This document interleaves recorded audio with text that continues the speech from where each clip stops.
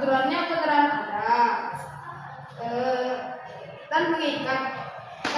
Cuman jalan atau enggaknya balik lagi ke kesadaran kita semua. KTR itu bukan himbauan, tapi kewajiban hukum.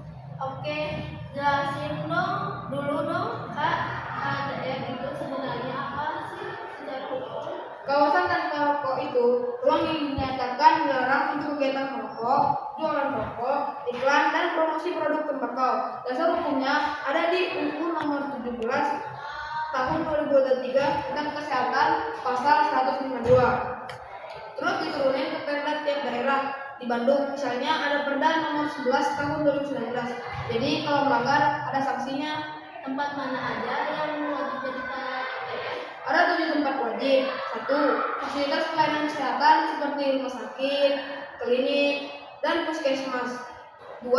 Tempat proses belajar mengajar seperti sekolah, kampus, atau tempat khusus. 3. Tempat bermain anak. 4. Tempat ibadah. 5. Angkutan umum. 6. Tempat kerja. 7. Tempat umum lain yang ditetapkan Pemda kayak alun-alun, terminal, dan taman kota. Kalau mall dan kafe di mana Kak banyak smoking room? Boleh ada smoking room, tapi syaratnya ketat. Harus ruang tertutup, ada ventilasi khusus, jauh dari pintu masuk, dan nggak boleh dipakai buat aktivitas lain. Kalau merokok di rumah atau di depan toilet, itu tetap pelanggaran. Jadi intinya bukan melarang orang yang merokok, tapi ngatur tempatnya ya Kak. Betul, negara itu nggak melarang orang dewasa buat merokok, tapi hak orang yang belum merokok buat dapat udara bersih itu harus dilindungi. Ini soal hidup bertetangga. Nah itu yang gue penasaran. Oh KTR sering tanggalin Salko, PP juga. Bukannya ini urusan kesehatan? Karena merokok sembarangan itu ganggu ketertiban umum. Ketertiban umum itu kondisi yang bikin warga bisa hidup aman, nyaman, dan tertib. Merokok di tempat umum ganggu 3 hal. Yang pertama, kenyamanan. Asapnya rokok itu bikin bau, bikin mata perih, dan jadi bau juga. Terus yang kedua itu kebersihan. Untung rokok itu sama nomor 1 di jalan, susah terurai, 12 tahun baru maju. Ketiga, keselamatan. Untung yang belum mati bisa bikin kebakaran, apalagi di pasar atau di SPBU. Berarti kalau ada yang merokok di KTR itu 2 pelanggaran sekaligus ya? Iya, pelanggaran aturan kesehatan dan pelanggaran ketertiban umum. Makanya penindakan bisa bareng antara dinas kesehatan dan satpol pp. Ada data soal dampak rokok pasis di Indonesia itu? Ada data Riskesdas tahun 2018. Hampir 100 juta orang Indonesia terpapar asap rokok di rumah, kantor, dan tempat umum. Anak-anak paling rentan.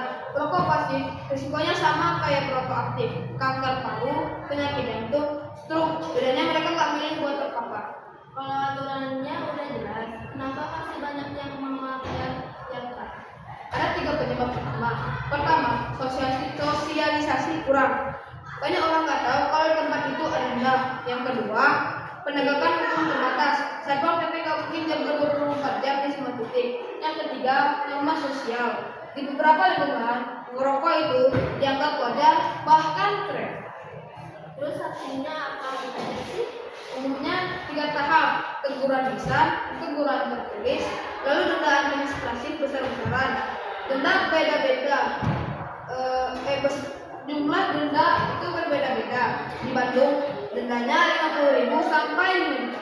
Kalau tempat usaha yang nggak nyediain KTR, bisa kena pencabutan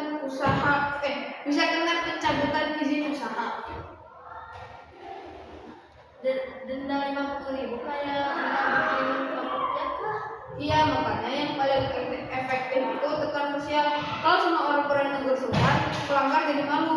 Di Jepang gak ada polisi yang ada, tapi orang nggak berani merokok sembarangan karena malu sama lingkungan.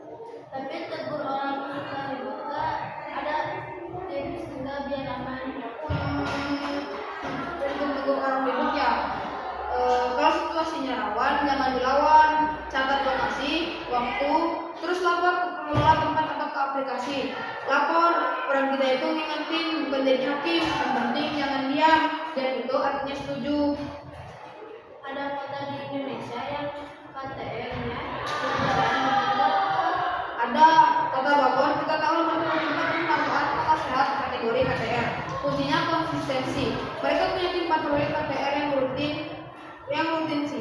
semua sekolah 100% KTR dan anak-anak dilibatkan jadi duta.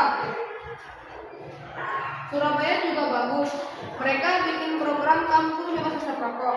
Lingkungan yang berhasil bebas rokok dapat insentif dari pemerintah kota setempat.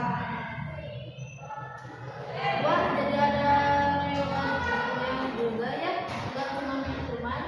Ya, larangan tanpa edukasi bikin orang merasa ditindas. Tapi kalau dikasih tahu alasannya, orang lebih mau menurut.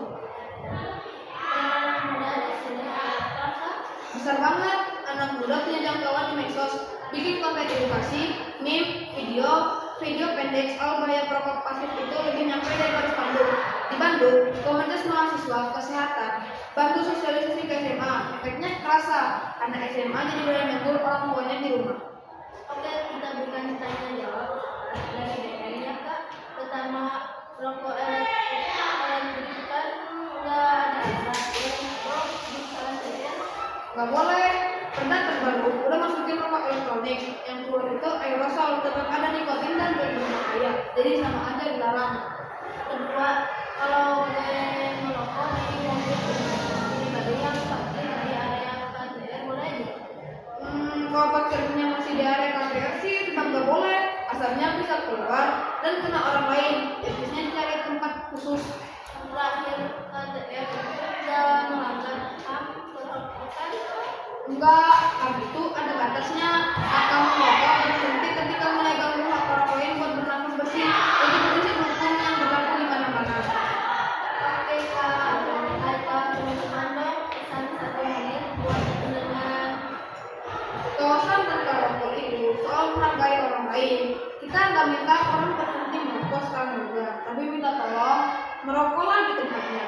Jaga udara, jaga kebersihan, jaga kenyamanan bersama. Ketertiban umum itu nggak akan jalan kalau kita semua menunggu orang lain mulai duluan. Mulailah dari diri sendiri. Mantap, makasih banyak Kak. Aika udah ngobrol panjang lebar hari ini, banyak banget insiden baru. Sama-sama Kak Adinda. Makasih juga buat pendengar yang sudah dengerin sampai akhir. Semoga besok kita ketemu di tempat yang udaranya bersih. Amin.